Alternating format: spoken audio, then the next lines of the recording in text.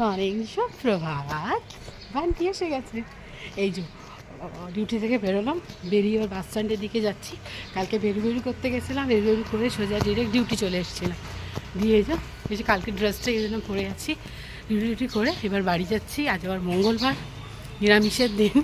নিরামিষ মানে মাথায় হেডে কী বানাবো কী করব। তো চলো বাস স্ট্যান্ডের দিকে যাই। অনেক লেট হয়ে গেছে, বেরোতে 8টা বাজে। তারপরে সারাদিন আবার কী করছি দেখাচ্ছি, ঠিক আছে? বাড়ি চলে এসেছি, এসে কাজকর্ম শুরু। এদিকে রান্না বসিয়ে দিয়েছি, এদিকে ভাত হচ্ছে, এদিকে বিউলির ডাল সেদ্ধ হচ্ছে, আর এই যে এদিকে চাটা খেয়ে নিই, খেয়ে রান্নাবান্না করবো। রান্নাবান্না শুরু। আজকে মঙ্গলবার, নিরামিষের দিন, তাই যে নিরামিষ রান্নাবান্নায় কড়াই তেল দিয়ে দিয়েছি, তেল গরম হয়ে গেছে।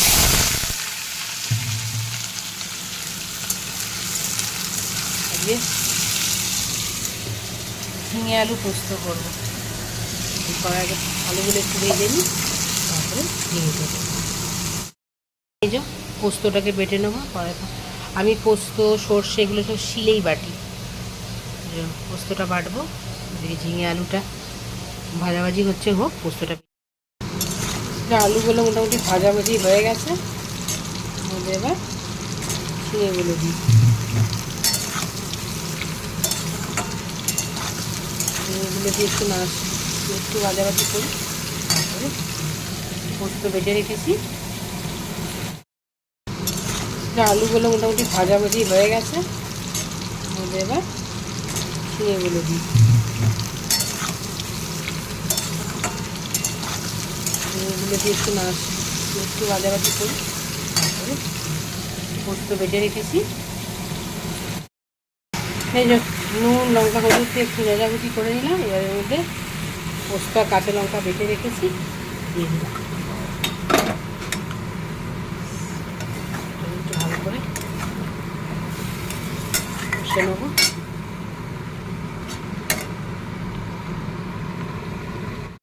সর্ষেটা বেটে নিই, সর্ষে ঢ্যাঁড়স করবো, আরে সর্ষেটা বেটে নিই। এখন পোস্তটা হচ্ছে, হোক সর্ষেটা বেটে নিই ফটাফট। দেখি পোস্তটার কী অবস্থা। বাহ, হয়ে গেছে। আজ সন্ধ্যা বলে একটু পোস্তটা একটু কাই রাখতে, বেশি শুকনো করবো না। আমার পোস্ত এই যে হয়ে গেছে, এইভাবেই রাখতে দেবো, নামিয়ে দেবো। এবার ডালটা স্বাদ নিয়ে দিই, বিউলিটা একটু হিং দিয়ে দিই,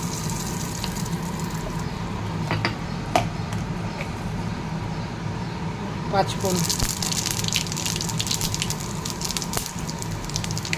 এবার দিয়ে দেবো তেজপাতা, এবার দিয়ে দেবো শুকনো লঙ্কা দিয়ে দিলাম।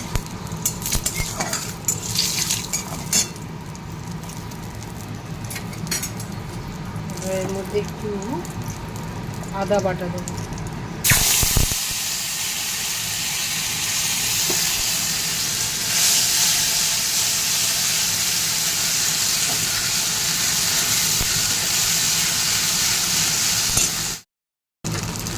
ডালটা ঢেলে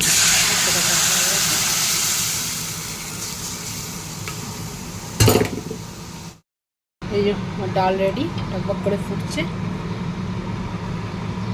ঘিটা দিয়ে নামিয়ে ঘিটা একটু ঘি না দিয়ে না হলে আমার ভালো লাগে। ডাল রেডি,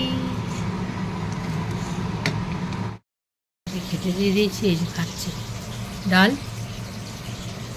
পোস্ত, আর এই যে টিফিন গুছিয়ে দিয়েছি, এখানে খাচ্ছি, খাক। আর আমি এখানে ঢ্যাঁড়স আর বেগুন সর্ষে দিয়ে ঝালটা করে ফেলি। ওকে একটু ঢ্যাঁড়সের ঝাল দিতে হবে। শীতটা এত লেট হয়ে গেছে, শীত আজকে বাড়িতে 9টার সময়, তারপরে সমস্ত কাজ রান্নাবান্না করতে টাইম হয়ে গেছে। বেরোয় 11:15 না, রান্নাটা খেয়ে দিলাম। ঢ্যাঁড়সগুলো ভেজে নিই, সর্ষে দিয়ে ঝাল করে নেবো ফটাফট। সর্ষেটা ভাজাভাজি হয়ে গেছে, সর্ষেটা দিয়ে রেখেছি, ঢেলে দিই।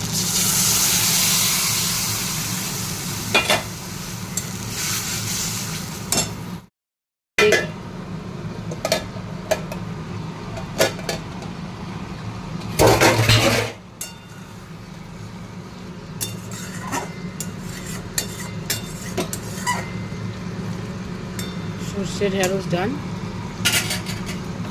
একটু খালি খালি কাঁচা সর্ষের তেল দিয়ে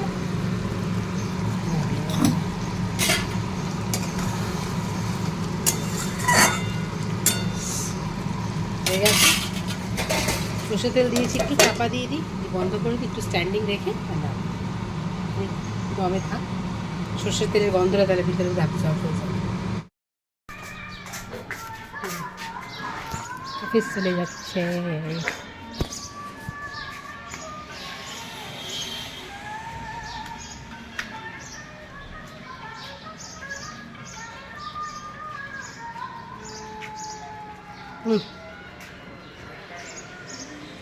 চিকেনের একটা দিয়ে দিলাম।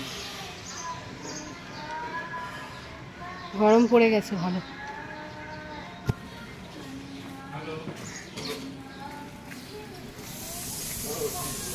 চলো চললো অফিস। এই যে চলে যাচ্ছেন সঞ্জয় বাবু। যাই, প্রচণ্ড গরম, বাবারই গরম পড়ে গেছে। আমার বাদ বাকি কাজগুলো সারি।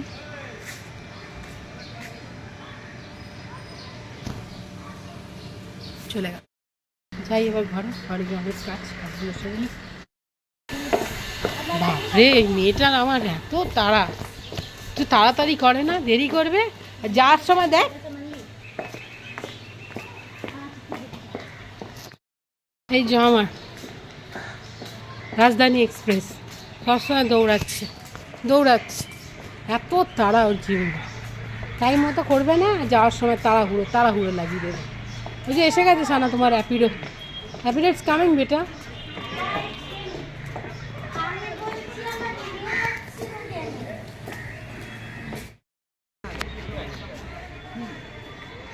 হয়ে গেছে, টাটা।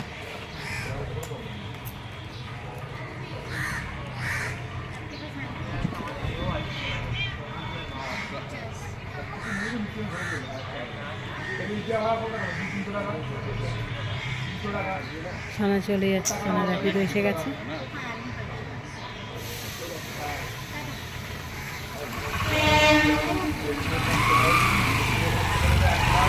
বাই বেটা, টেক কেয়ার, সাবধানে যে।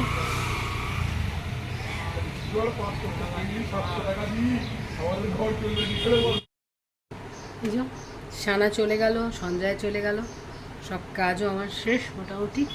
এবার আমি এই যে আমার ব্রেকফাস্ট নিয়ে বসে গেছি, শসা আর দই। কালকে বেড়াতে গেছিলাম, ওরা আপনাদের সঙ্গে শেয়ার করেছি। খুব মজা হয়েছে, খুব আনন্দ করেছি। মানে এখন জীবনে আনন্দ সত্যি কথাই খুব কম। খুব ছোট ছোট আনন্দ সময়গুলোকে আমাদের অনেক বড় করে নিতে হয়।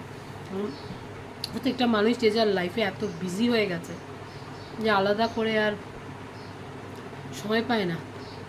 তো যতটুকু সময় আমরা পাচ্ছি সেই সময়টুকু উপভোগ করে নিই।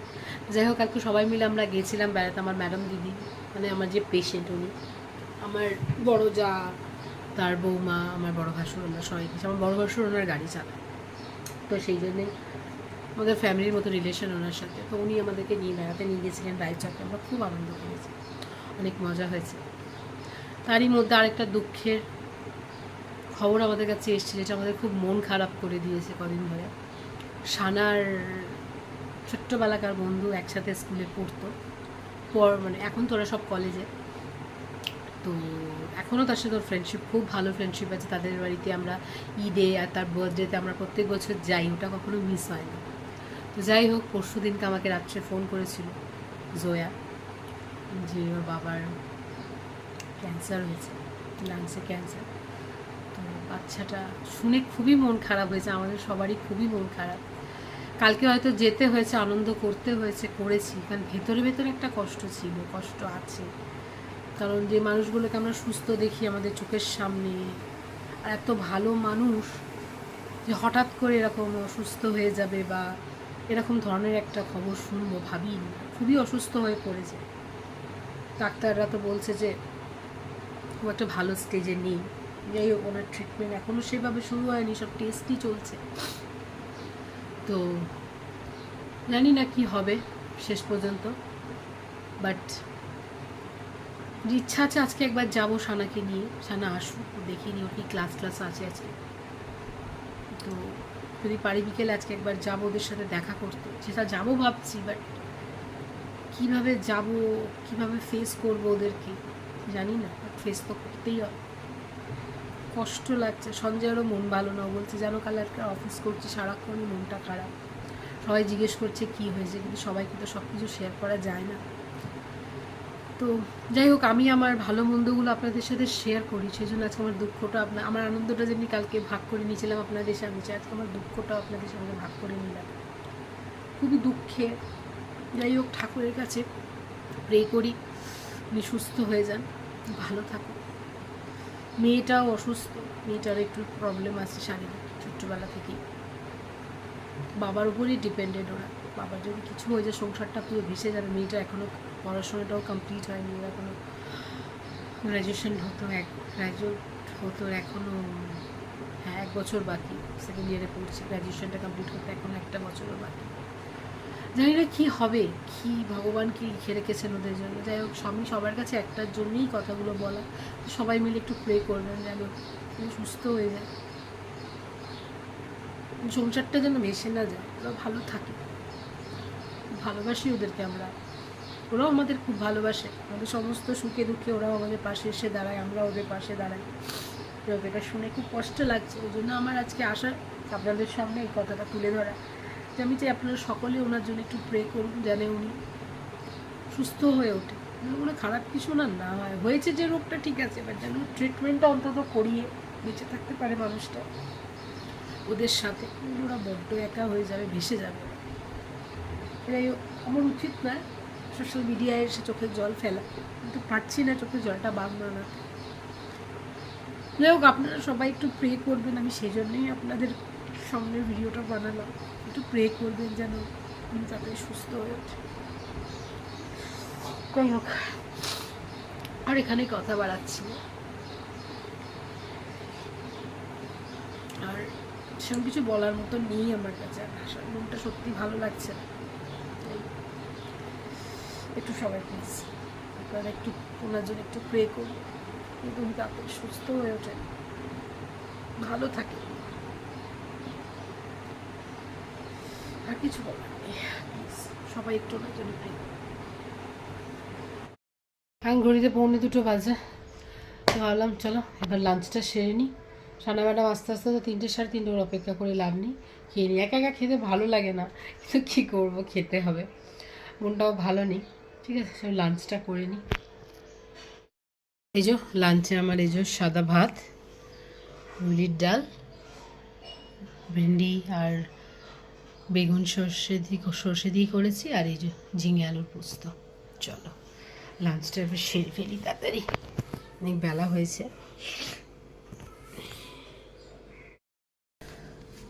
এখানে এই যে 2 পিস বেগুন নিয়ে নিয়েছি, বেগুন আমারই ফেভারিট, ওই ছোটো 2টো বেগুন দিয়েছিলাম, 4 পিস হয়েছে, এখন 2 পিস দিলাম, রাত্রে 2 পিস খাবার। এই যে একটু সর্ষে বেগুন, সর্ষে ঢ্যাঁড়স এগুলো দিয়ে ভাত খেতে আমার খুব ভালো লাগে।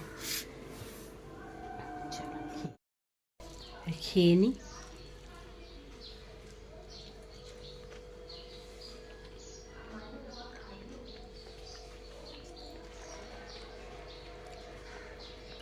ভালো হয়েছে ঢ্যাঁড়স সর্ষেটা।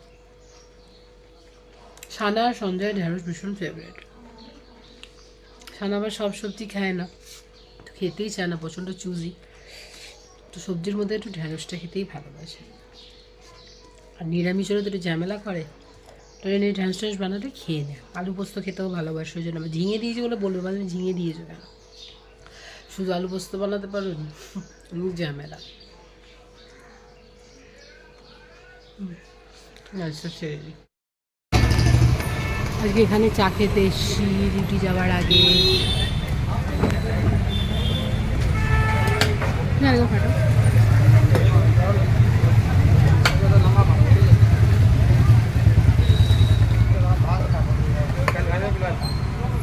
बर्बाद हो वो पी का साला, जिंदगी झंड हो जाएगी।